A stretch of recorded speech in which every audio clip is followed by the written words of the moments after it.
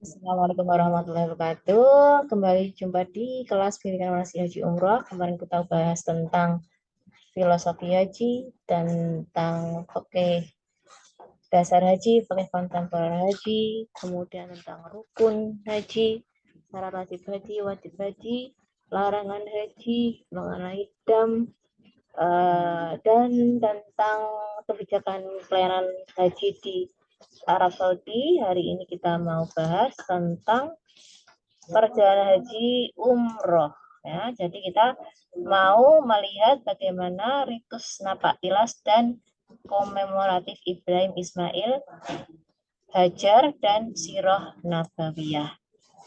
Sebagai pengantar, semoga slide-nya sudah tampil di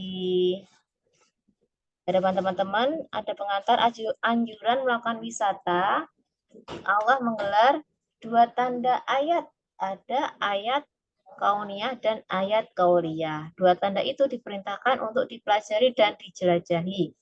Tidak kurang ada 7 ayat yang menjelaskan, antara lain surat Al-Taubah 9 ayat 112 yang menyatakan pelakunya disebut as-saihun, yang laki-laki, yang perempuan disebut as-saihat, sebagaimana disebutkan dalam Quran surat At-Tahrim surat 65 ayat 5 yang sering diterjemahkan sebagai wisatawan. Nah, tujuan wisata menurut Al-Qasimi agar menemukan peninggalan-peninggalan lama, mengetahui kabar berita umat-umat terdahulu agar menjadi pelajaran dan ibroh yang dengannya dapat diketuk dengan keras otak-otak yang beku. Menurut Rashid Ridho, kelompok sufi mengkhususkan arti as-saihun yang dipuji itu sebagai mereka yang melakukan perjalanan di muka bumi dalam rangka mendidik kehendak dan memperhalus jiwa mereka.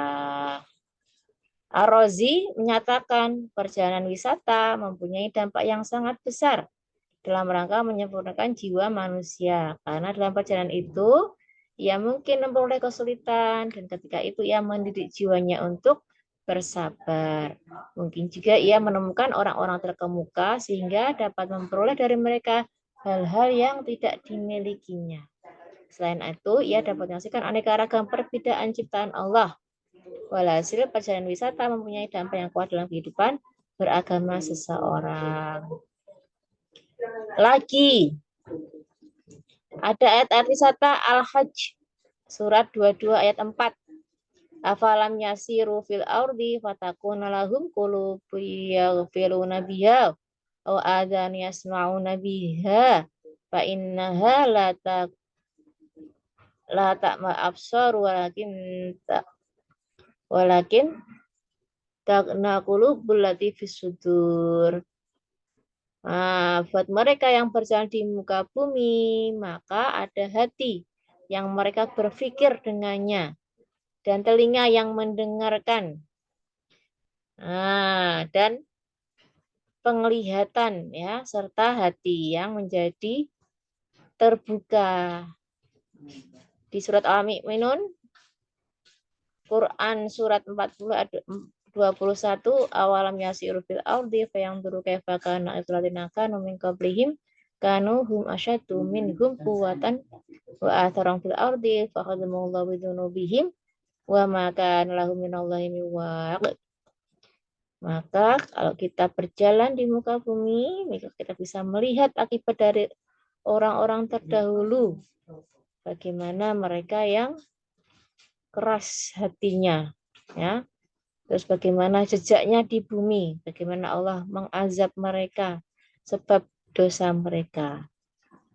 Kemudian di surat 29 Al-Ankabut ayat 20 berbunyi qul siru fil ardi fanzuru kaifa badal khalqa tsumallahu yunsyi'u nasy'atal akhirah innallaha ala kulli syai'in qadir. Maka berkatalah, berjalanlah di muka bumi dan lihatlah bagaimana khalq ini tercipta. Kemudian Allah membangkitkan kebangkitan. Sesungguhnya Allah terhadap segala sesuatu maha berkuasa. Kemudian Quran surat 73 Al-Muzammil ayat 20. Wa akharuna yadribuna fil ardi yabtaguna min fadlillah. Itu beberapa surat ayat tentang wisata. Dispensasi bagi wisatawan ada kebolehan menunda puasa dan sholat jamak atau jamak qashar sholatnya. Meski beberapa ayat itu menyebut bumi, namun konteks haji umroh yang terutama diutamakan adalah menjelajah dan yang dijaki adalah syairillah, monumen-monumen Allah seperti disebutkan dalam surat Baqarah 158, Al-Hajj 32 dan 36. Inna safa wal marwata min syairillah faman hajjal baita am itamara fala junaha alaihi ayatawwa fihima wa man tatawwa khairan fa innallaha syakirun alim. Dzalik wa may yu'azzim syairallahi fa innaha min taqwal qulub. Jadi sungguhnya Safa dan Marwah bagian dari syairlah, monumen-monumen Allah. Barang siapa berhaji dan berumroh, ya, maka dia faman tak fajin alaihi ayatu fabima faman tawakha khairan fa innallaha syakirun alim. Dalam konteks ibadah haji, syairlah itu antara lain Ka'bah, Safa, Marwah, Mina, Arafah, Masjidil Haram, Makam Ibrahim, Zam-Zam, Masjid Jin, pemakaman Ma'la, Gua Hira di Mekah. Kalau di Madinah ada Masjid Nabawi, Masjid Kuba, Masjid Qiblatain, Jabal Uhud, Khandaq, Bir Ali, pemakaman Baqi. Itu beberapa tempat ziarah di Mekah Madinah. Kemudian monumen Ibrahim Hajar Ismail, menulis situs Islam, haji dan umroh juga nampak telah berjalan oleh yang dikasihi Allah, yaitu Ibrahim, Hajar istrinya, dan Ismail anaknya dalam rangka menegakkan agama Allah, agama yang hanif dan lurus. Nampak jelas itu dimulai dengan pengakuan dosa yang dilambangkan dengan pakaian ihram. Ihram merupakan rukun haji yang pertama. Dengan pakaian ihram kita diperintahkan kembali kepada yang paling generik, otentik, dan paling universal. Dan yang paling generik itu adalah selembar kain warna putih tanpa jahitan. Dengan berihram, seorang harus melepas pakaian serigala, kejam, dan penindas, pakaian tikus yang licik, pakaian anjing yang penuh tipu daya, pakaian domba yang menghamba berlebih kepada makhluk. Kemudian dalam rangkaian ini Tanah Haram Makkah, Masjidil Haram dan Ka'bah, seluruh rangkaian amaliyah rukun wajib haji dilakukan di Tanah Haram. Tanah Haram yang dimaksud adalah kota Mekah. Dalam Quran disebut beberapa kali nama Al-Balad di surat Al-Balad ayat 1-2. Makkah di surat Ali Imran 96. Ummul Qura di Al-An'am 92. Al-Balad Dul Amin di surat Atin ayat 4.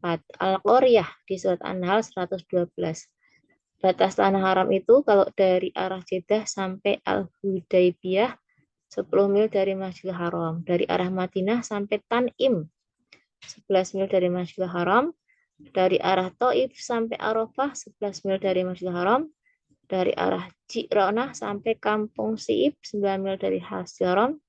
Dari arah Irak sampai daerah Saniyah 7 mil dari Masjidil Haram. Dari arah Yaman sampai daerah Al-Doh 6 mil dari Masjidil Haram.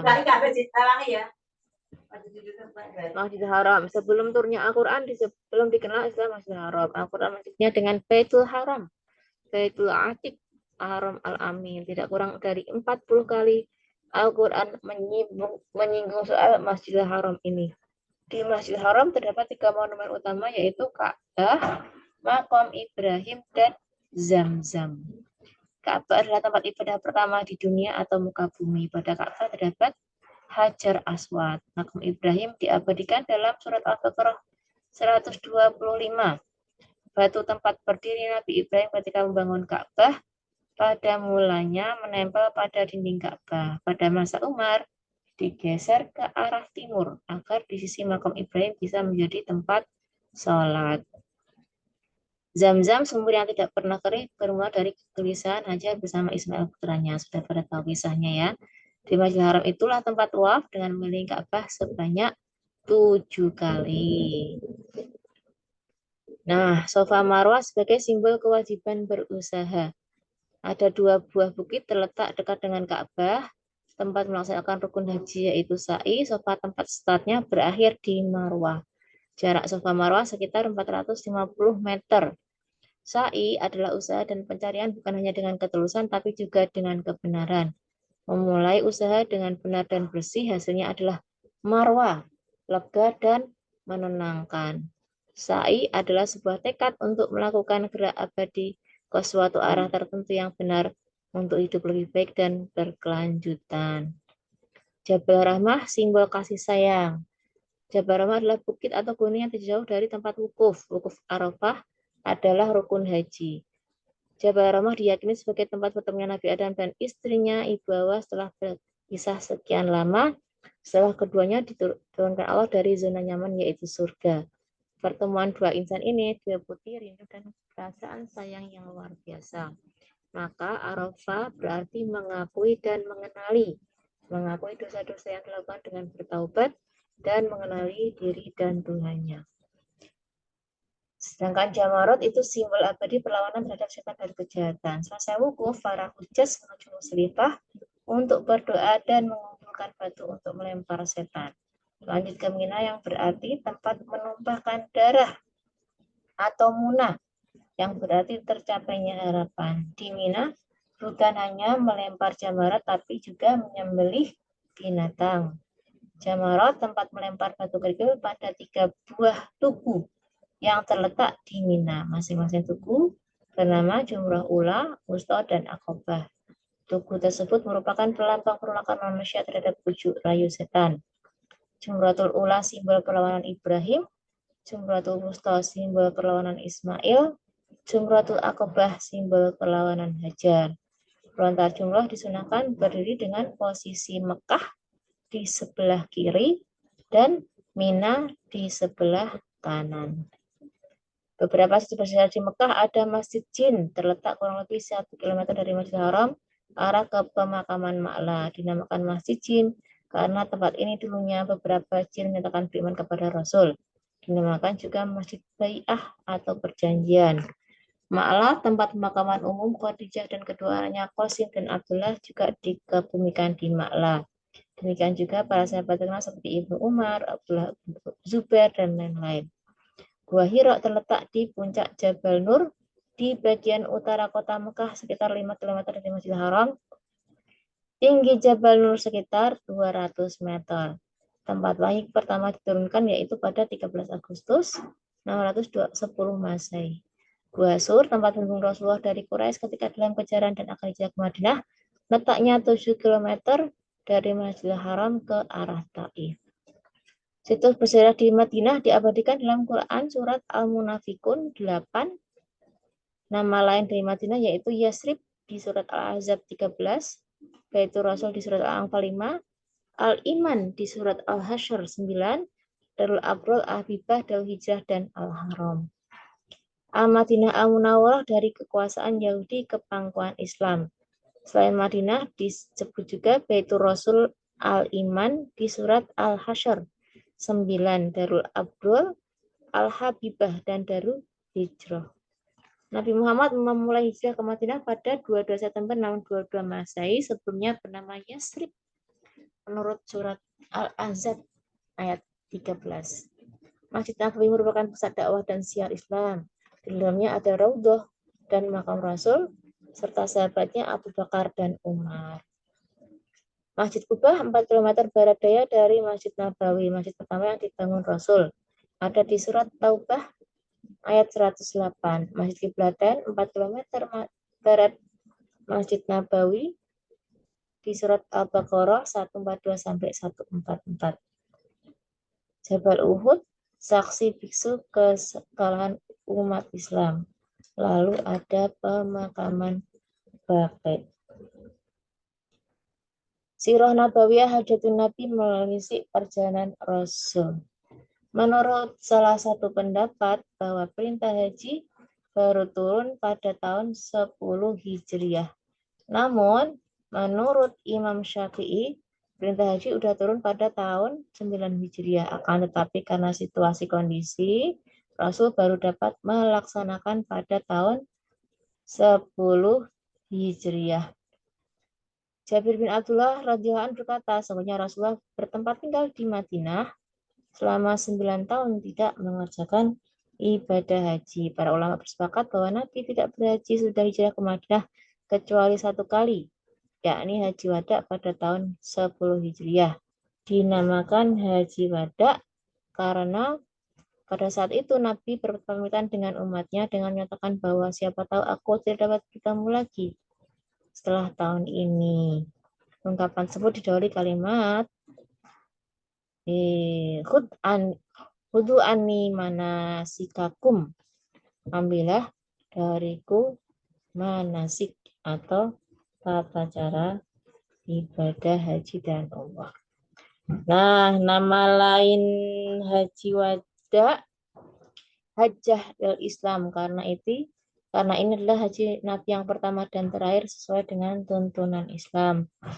Atau disebut juga hajjah balag, yaitu haji penyampaian karena dalam khutbahnya ketika haji beliau menyampaikan hal balagta, apakah aku telah menyampaikan ajaran Islam sebagai saksi bahwa beliau telah menyampaikan ajaran.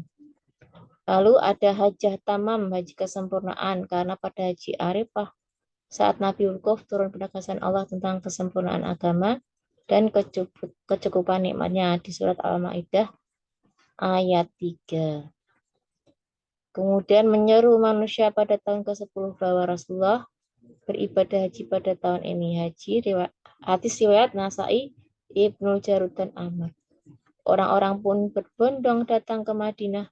Dalam satu riwayat, maka tidaklah tertinggal satu orang pun untuk datang baik dengan berjalan kaki atau kendaraan.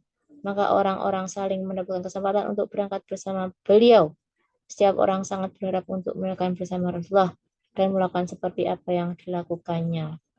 Nabi berangkat haji dari Madinah. Ajakan Nabi ketika masuk bulan Dzulqa'dah dia sambut dengan antusias sehingga mencapai angka 100.000 orang termasuk seluruh istri Rasul yang berangkat haji bersama Rasul.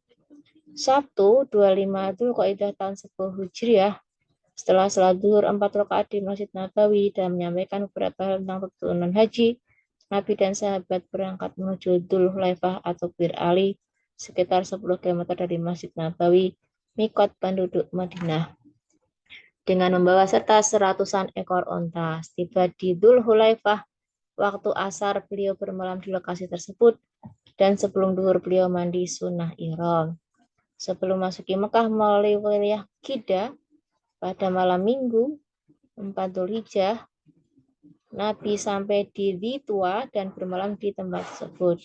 Dengan menaiki unta beliau Al-Quswa, Minggu pagi beliau dan rombongan masuk Mekah dan mengumandangkan talbiyah. Begitu melihat Ka'bah, beliau berdoa sambil memuji Allah. Allahumma antas salam wa minkas salam. Wa inna rabbana bisalam. Allahumma zid hada baitil tashrifan wa ta'ziman wa takriman wa mahabbatan wa birron wa zid man hajjahu awik tamarahu takriman wa tashrifan wa ta'ziman wa birron. Ya Allah, Engkau lah yang maha selamat. Darimu keselamatan. Maka hidupkan kami, ya Allah, dengan selamat. Ya Allah, tambahkanlah pada bait ini, apa ini tasyrifan kemuliaan, wa ta'ziman dan ta'zim, takriman kemuliaan, mahabbatan, kecintaan, wabir dan kebaikan. Wazid dan tambahkanlah mana jauh orang-orang yang berhaji, awik tamaru atau berumrah, takriman kemuliaan, wa tasyrifan dan kemuliaan, wa ta'ziman, ta'zim, wabiron dan kebaikan. Tanpa melaksanakan sholat sunat tahiyatul masjid, beliau langsung melaksanakan tawaf dalam keadaan menunggang ontanya. Ketika melewati Hajar Aswad, beliau memberi isyarat penghormatan dengan tongkat yang dibawanya. Selesai tawaf, beliau menuju makam Ibrahim, lalu sholat 2 rakaat, baru kemudian menuju Bukit Sofa. Ketika mendekat, beliau membaca surat Al-Baqarah ayat 158. Dari Sofa, beliau memulai sa'i dengan berucap, Bihi abda bima pada Allah. Beliau tinggal di Makkah selama 4 hari dari Ahad sampai Rabu. Hari Kamis Nabi dan rombongan bertolak ke Mina. Di sana beliau sholat duhur dan asar dan maghrib serta isya dengan cara qashar. Jumat pagi beliau menuju Arafah. Dan di Arafah itulah Rasul khutbah yang syarat makna. Karena bersatu pada hari Jumat itulah maka banyak yang maksudnya Haji Akbar. Padahal haji adalah akbar hukumnya tidak jatuh hari Jumat, sedangkan umroh adalah haji asbar.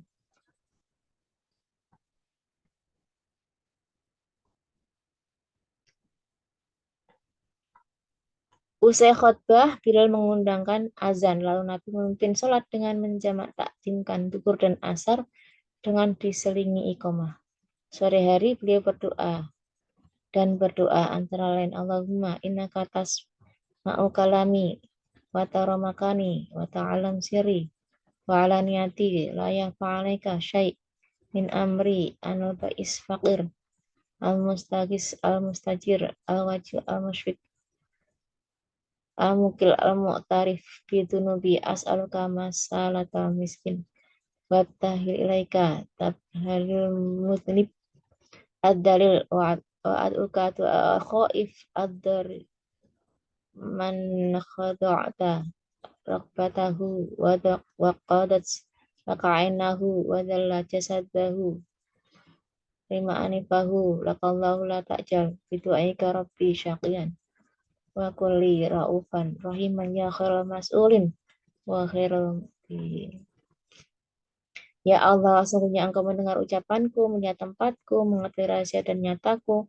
Tidak tersembunyi bagimu sesuatu dari persoalanku. Aku adalah penderita yang butuh, pemohon bantuan dan perlindungan yang takut dan khawatir. Aku adalah mengakui dosa-dosaku. Aku bermohon kepadamu sebagai pemohon yang orang yang miskin, yang berdosa lagi hina. Aku bermohon kepadamu sebagai pemohon yang takut lagi buta, yang tunduk dirinya, yang benang air mata, dan lemah jasadnya, tak kuasa demi Engkau ya Allah. Jangan jadikan aku, wahai Tuhan, kecewa dengan doaku. Jadikanlah bagiku yang maha pengasih, maha penyayang, yang maha terbaik dimintai dan yang terbaik memberi. Saat wukuf itulah turun firman Allah surat Al-Maidah surat 5 ayat 3 yang sering dikemukakan sebagai ayat terakhir yang diterima Nabi. Padahal ayat terakhir yang diterima Nabi adalah Al-Baqarah 281. Menuju Musdalifah, tempat mendekatkan diri kepada Allah melalui aneka doa dan permohonan. Setelah maghrib, beliau meninggalkan Arafah menuju Musdalifah dengan membonceng Usamah bin Zaid yang berumur 20 tahun. Beliau anak dari anak angkat Rasul. Rasul mengingatkan jamaah, jangan bercepat-cepat berlari tergesa-gesa bukan kebajikan. Di Musdalifah, beliau menjamak sholat maghrib dan isya dengan jamak takhir dan dilanjutkan bermalam.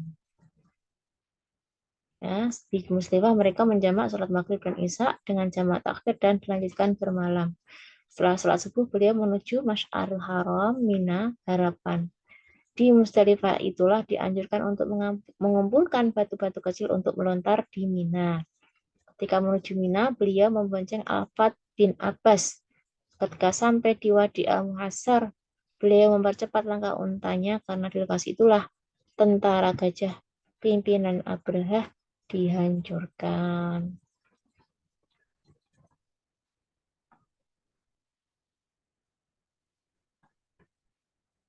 Dalam keadaan masih menunggang onta, beliau melontar Jumratul Ula. Setelah melontar, beliau menuju tempat penyembelihan korban. Dengan tangannya sendiri, beliau menyembelih 63 ekor onta dari 100 onta yang beliau bawa. Sisanya disembelih oleh Ali. Jumlah 63 sesuai dengan usia beliau waktu itu. Di Mina, beliau memotong rambutnya, dikelilingi para sahabat yang sangat antusias memperoleh walau selai rambut agar menjadi keberkahan bagi mereka.